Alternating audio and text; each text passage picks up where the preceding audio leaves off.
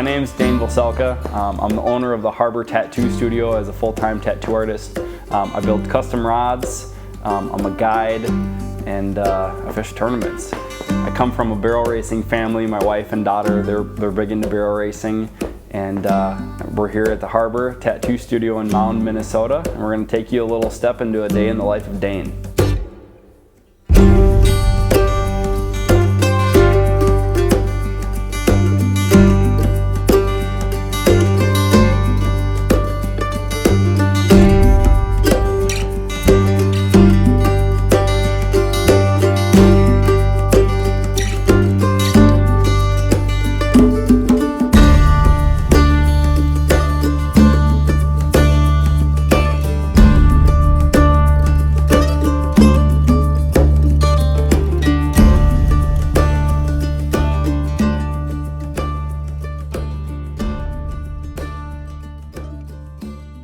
Well, I gotta show you this then, because it was, I had to have been 6 or 5, I can't remember what year this was taken, but my first fish that I caught, my first largemouth that I caught was actually up on Sauk Lake in Sauk Center there with my stepdad.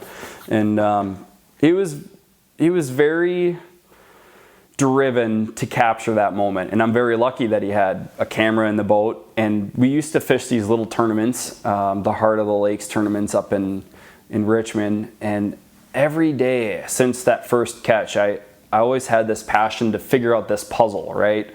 I had this little 12-foot aluminum boat, and I was humbled at the time. I was super excited looking back at it, very thankful that I wasn't spoiled with all of these things. I had to work and put a lot of time in to understand how to catch these fish. And that's how I was really introduced to the sport of fishing and competing at a young age.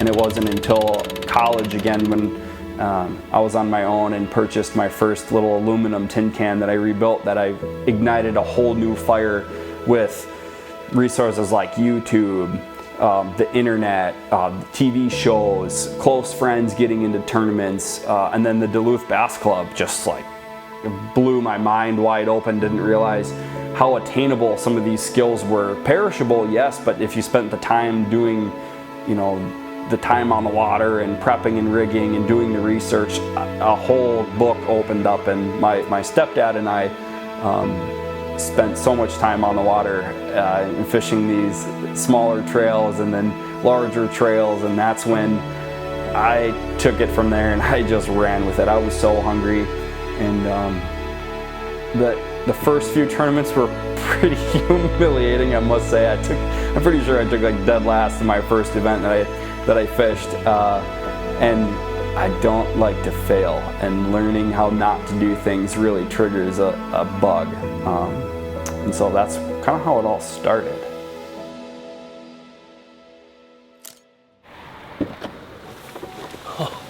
Are you excited, man? Yes. I am so jacked. It's May, it's Minnetonka. Best part about working so close to the lake is you get to enjoy it. It's gonna be a zoo, it's Memorial Weekend. We haven't been out here all that much here this year, so we're gonna spend a full day. I don't even know why I have this rain gear on, but water's still a little cold, so we're gonna get out there and smash some smallmouth and some largemouth here with Adam. I hope to really get on today, so let's see what we got.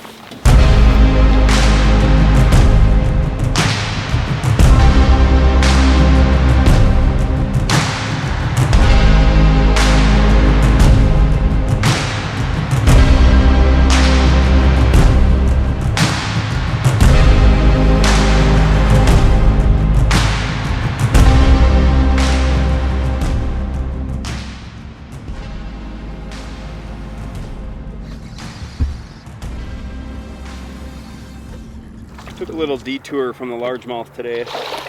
Water was a lot colder than we thought it was going to be. And wanted to play with some smallies to see what was going on. If I can get this guy to settle down here. Oh. And lo and behold, Main Lake smallmouth. Nothing too big.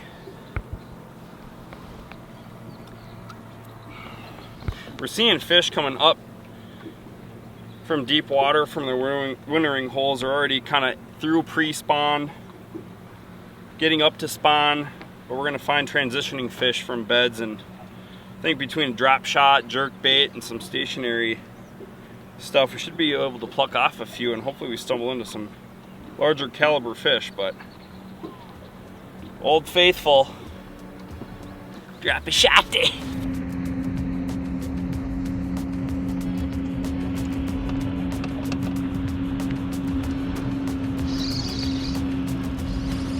Long and slender, you'd think they'd be a little bigger than that. Come on, baby, let's go. Have a day.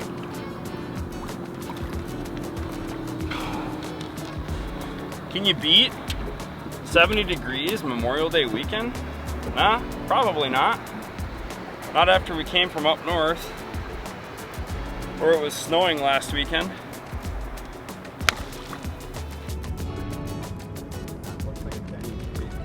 That's what I'm saying. That's why I was like, I'm kind of curious now. There we go. Oh yeah. Come here, buddy. It's a little better. It's a little better, dude. Right when you think you're gonna go largemouth fishing, things change on you. Typical Tonka. Thinking you're gonna go find some shallow largies, and then you hop on the lake and it tells you different. Especially this bluebird, sunny, calm day. Gonna have to wait till the afternoon and get a largie bite, but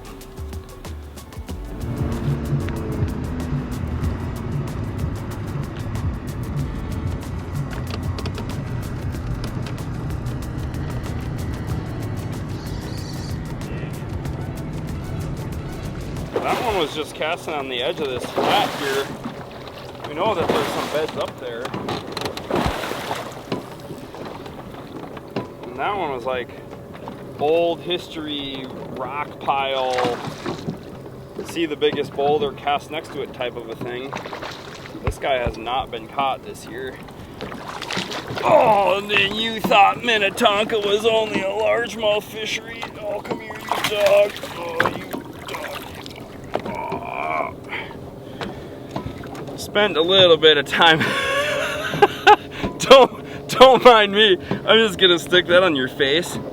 Here's a good one for the Denny's if I was fishing on Tuesday. Just pitching around the edge of this flat, man, and got kind of lucky and stumbled into a bonus fish.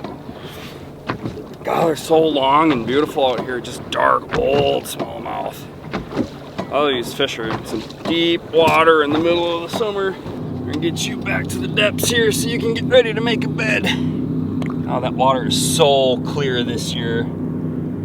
Oh man, dude, yeah, she is excited to go. Oh, dang it, man. It is starting to warm up here a little bit. You got a little water on the camera. You want some of this belly fat on there and clean that lens off? I think we're good. It is absolutely gorgeous. The traffic is just now starting to come out on Minnetonka for Memorial Day weekend. Finally in Minnesota we get some good weather. Couldn't be more thankful to spend it on the water on what I consider one of my home lakes here, Lake Minnetonka. And boy, before the sun gets too far away from the top of the sky, I think we're gonna fish a few more rock piles here as it warms up that bottom. And I've been catching them outside of these spawning flats. Some of these fish aren't even up on the flat yet, just off the edge. So we're gonna keep creaking around and fishing baits that I would normally throw on beds, but get a little workout in for us here today. Right in the open water. Dude, you wouldn't catch me dead out here in the middle of the lake when I was like 7, 8 years old. Big one. I was like, dude, there's no weeds to cast at. First time I took my dad and my brothers out fishing, dude, I brought them out into the middle of the lake and they thought I was crazy. I said, watch this. Cast over here. I had never seen deep schooling fish like that before. Boats in like 12 feet of water, and they're like, dude, it starts with a 1. It's too deep. I do not like swinging fish on carpet. Plus, I gotta get used to doing this for Champs Tour. I guess you're not allowed to touch the carpet, huh? Not allowed to touch the bottom of the boat. It's not a very big fish. But again, they're out here. They're out in the teens. A small little guy. Lively little bugger. So I don't think I had ever caught fish deeper than 7 feet until, oh man, I don't know, 5-6 years ago. That was some of the best fishing. I really have to thank Aaron Teal for showing me some things with electronics back in college, because like I said, you wouldn't have caught me dead out here. I don't think I ever even used my electronics when I was younger.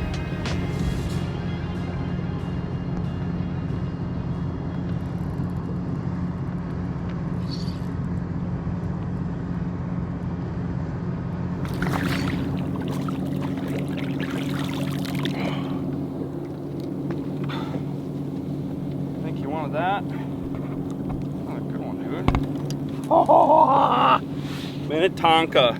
Not known for its smallmouth fishing, but sure can shell out a couple of brown ones, don't you think? Hello, look at that plate. Oh my gosh.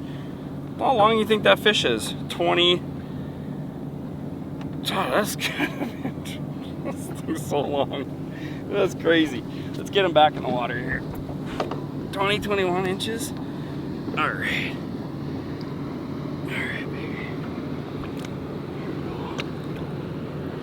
See ya. Nothing like getting off of work on a weekday and being able to come right out onto this fishery. I mean, we're 20 minutes from downtown, 30 minutes from my back door. Jeez, I don't even see another fisherman. All to myself. And you, Bart. Mm-hmm. Crazy, man.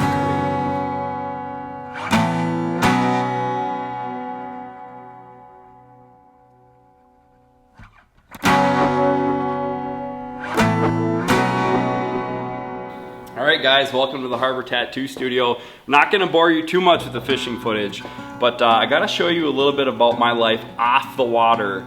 And we're here tattooing Bart today, so I figured you'd get a little spin. This is what we're going to be doing today. I usually have consultations with my clients over here, and I'll sit down and we'll enjoy a cup of coffee and just go over a couple of things and show you what a normal weekday looks like. Tattooing has been kind of crazy. I didn't necessarily plan on becoming a tattoo artist. I stumbled into it at a young age, at 18, in school, kind of rebellious, and decided that art was a passion of mine that I wanted to pursue.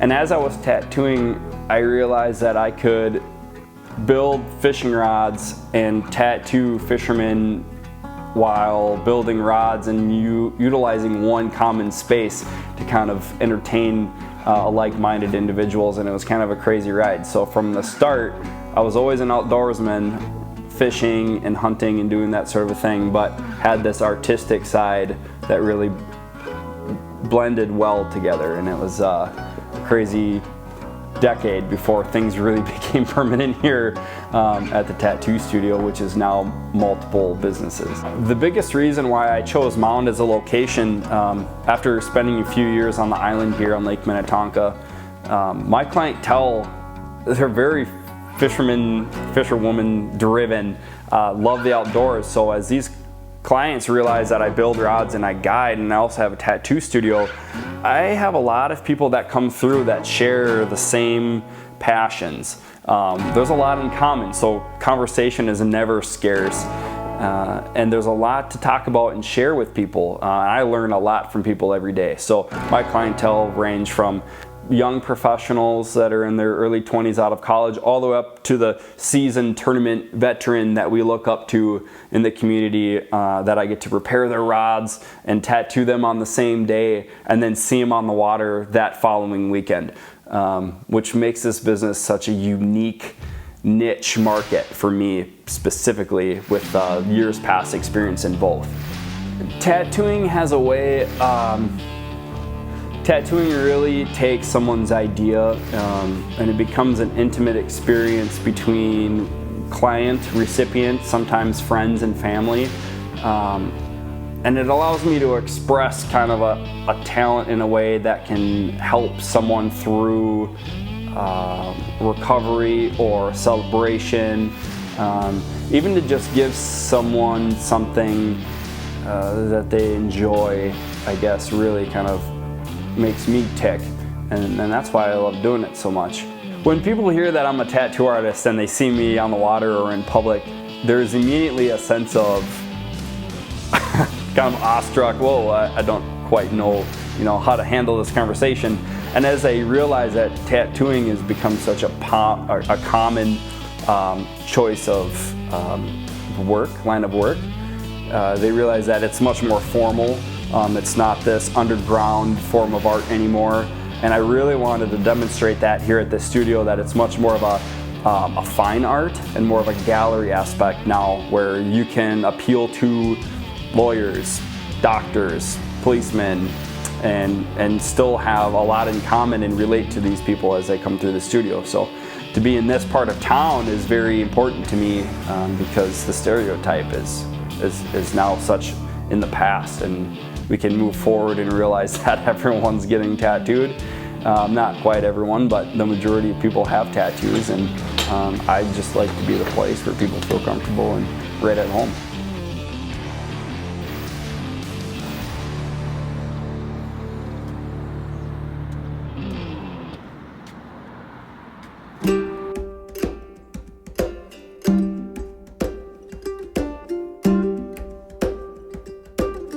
The best part about owning a business in Mound is that after work we get to go out and scope out a school of bass. It's the end of June. Finally, the water temps are rising. Minnetonka Classic has passed us. I haven't been out here for a month as I've been fishing a few other series, and we're gonna just kind of explore a little bit, figure out what the largemouth are doing. It's been fairly consistent weather, so I'm very excited to get out and find a little afternoon bite before I get back home to the kids and the ranch and do the deal. So hopefully I can take you guys along and see if we can bag up a few nice, beautiful green ones.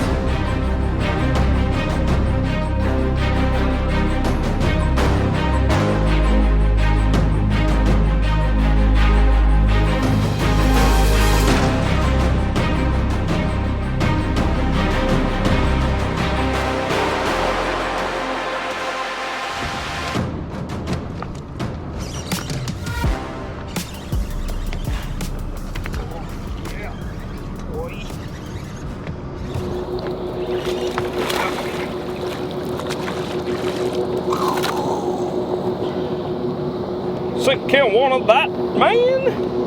Oh, second cast, dude. This little guy, but he was hungry. He was hungry and happy. Oh, I'm gonna let him go back deep.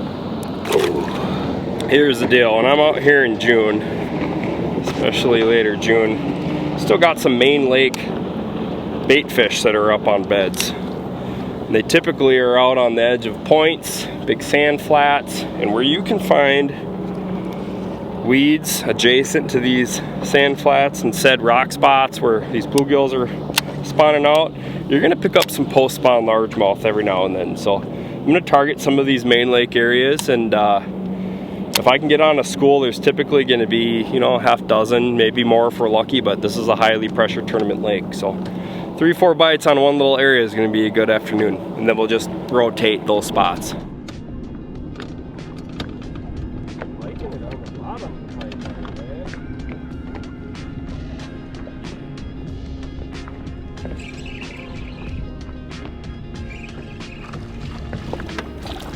Oh, I thought you were a little bigger than that. Definitely wanted it. You could tell how far down in his throat it was. He certainly wanted that little guy. It's a couple pound cookie cutter. Look how fat that tail is, man. Oh, just a little chunk. The first bite on this little tip. Again, very similar post-spawn transition spot as that low light level is just kind of creating a shadow on this point. So if I can keep this bait dragging underneath that bait fish ball, I don't know if you can see this on your screen, Adam, but I can see where these bait fish are relating to these weeds out in about 15 feet off the tip of this point. So if I can get just below those, the bee stinger, man, gets them every time.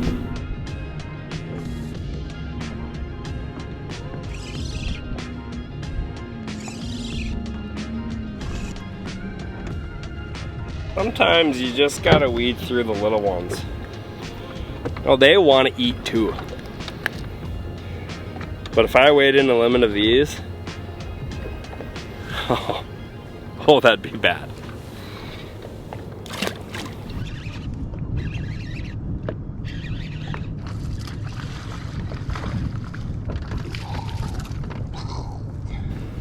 Oh, it choked it. I think they want that bluegill. Oh. Little guy's a little battle wound. Just need some big girls to play, man. We got a muskie cruising right there. Yeah. Did you see that? Did you get it on camera? No, I didn't, because I was filming you. Its face was completely out of the water. It looked like a ski. It looked like someone was pushing a ski. Minnetonka. You never know what you're gonna get. Well, you're gonna get boat traffic. That's a guarantee. Even on a Wednesday. Oh! Pike. Again. That is ridiculous, dude. This is 15-pound test, so I know it's a pike. I've lost so many to pike today. Gotta go back to this little fairy wand, man. This is where I built my confidence. This lake.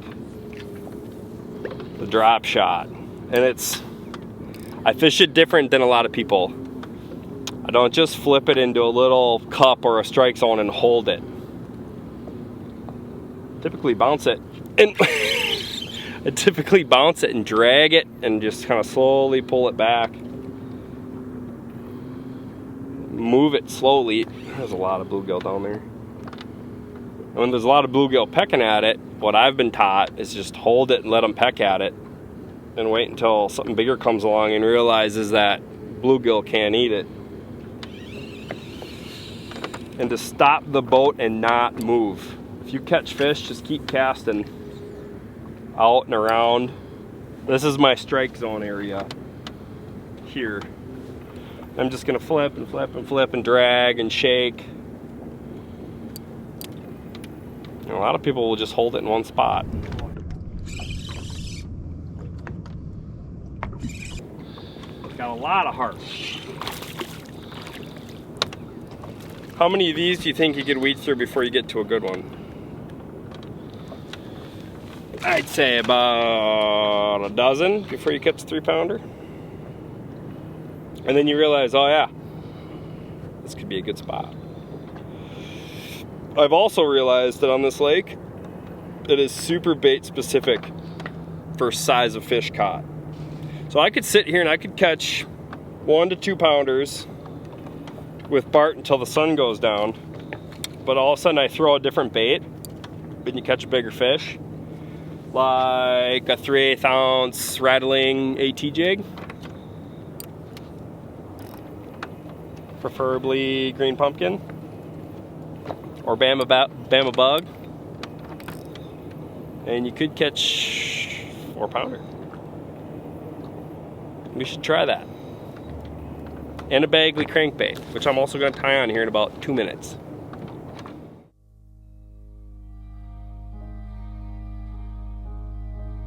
There are a ton of noteworthy events on Minnetonka.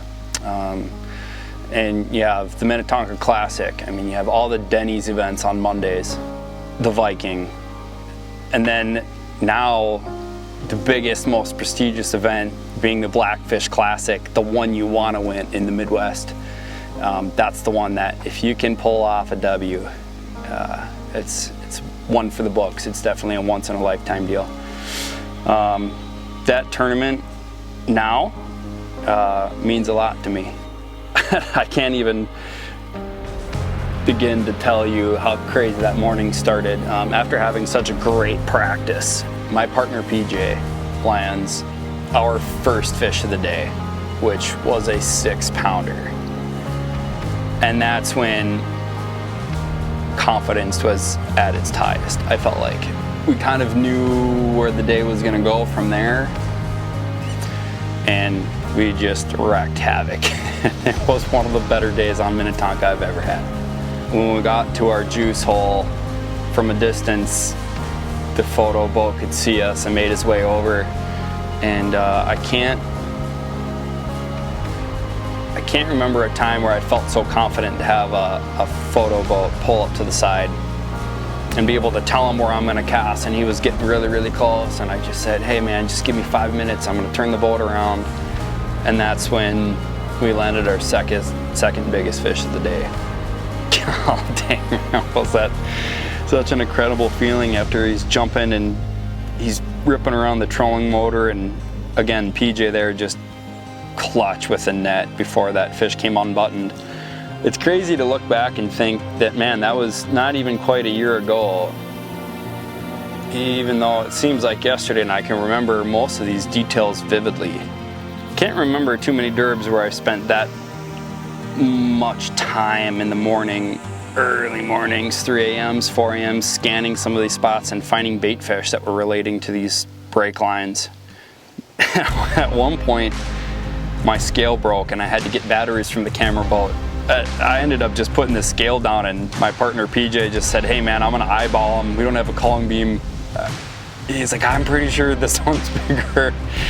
And it was a day full of just smiles, and man, I think we can pull it off. I really think it's possible. We're getting the weigh in, and the oh so familiar Lord Fletcher's weigh-in tanks, bump tanks. We get up, weigh our big fish, and I had told PJ that fish was 5 1/4 because I didn't want to hold the fish on the scale for too long. And when I saw 6 pounds, 6 pound 2 ounces or whatever it was, roll up, dude, it is over. Oh yeah! New leader 20.54 for Patrick and Dane. I've had that feeling, I've been fortunate enough to have that feeling half a dozen times sitting in the lead of a really big event. And that's what makes me that's what keeps me coming back, is that feeling, that rush on top of the world that's indescribable. In July, I married my best friend, Danielle, my wife, on July 3rd. We had a crazy series of events, from being on the Hoda and Jenna show and Good Morning America to falling into a honeymoon out west in Zion National Park, and coming home to fish tournaments and winning the Blackfish Classic was just an incredible experience with PJ. And that was an experience that I'll never forget, and I can't explain what it did, because there were so many exposure moments and just a little recognition for all the efforts and work PJ and I have put in on the lake. And then to follow up a tournament win with fishing with Randy Moss 2 days later and having him in the boat for a day. Sometimes I get a little choked up talking about it, because you can't even fathom the roller coaster ride of having to plan a wedding and then winning events after such an emotional high, and then fishing with Randy, and then this whole studio was in the process of being built, and then for closing July, we're opening up the studio, and it was such an incredible rush of things. And to say I'm thankful for those opportunities is such a small way of putting it, but I've been put in certain opportunities that have created even better opportunities, and to have my best friend and wife Danielle support me through all of this while planning a wedding. Poor soul, she had to put up with a few ornery moments of mine, and yeah, I can't explain how grateful I was after July came to an end. I thought there was no way I could possibly top that high in my life.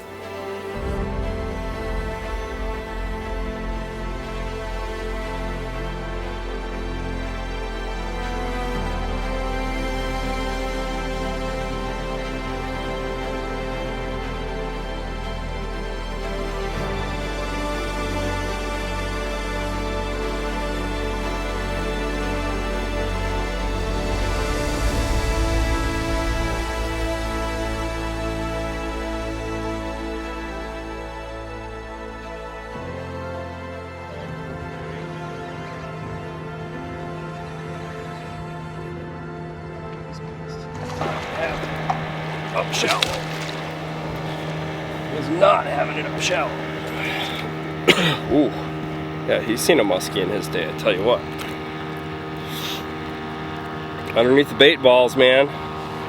Bait related, but this poor guy, he's seen a muskie or a couple at least. He's a good 2 3/4 pounder though. He's pretty thick. He got a nice fat tail on him. Good fish.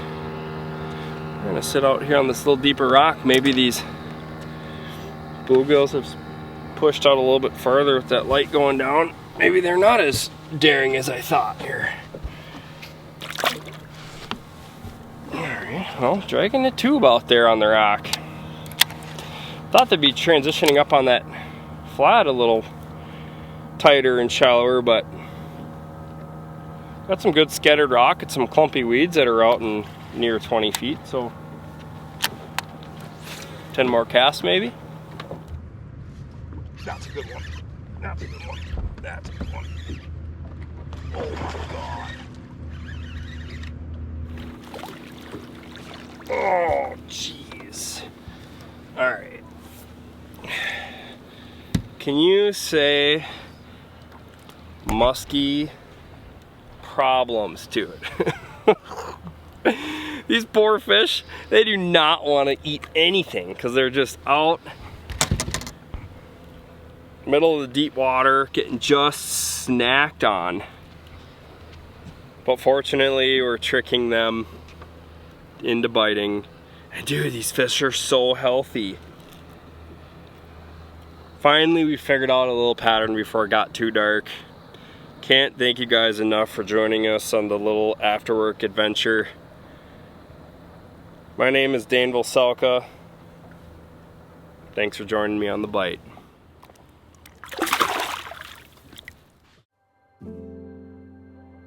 If I could leave advice for anyone watching that's self-employed or as a tournament angler or just driven individual, it would be to make time for your family. Time is a constant thing, and there's a lot of time wasted on rigging boats and prepping the house and pre-fishing and making sure you're accommodating tattoo clients or whoever you're entertaining. But the one thing you learn at the end of the day is like, oh, time goes by fast.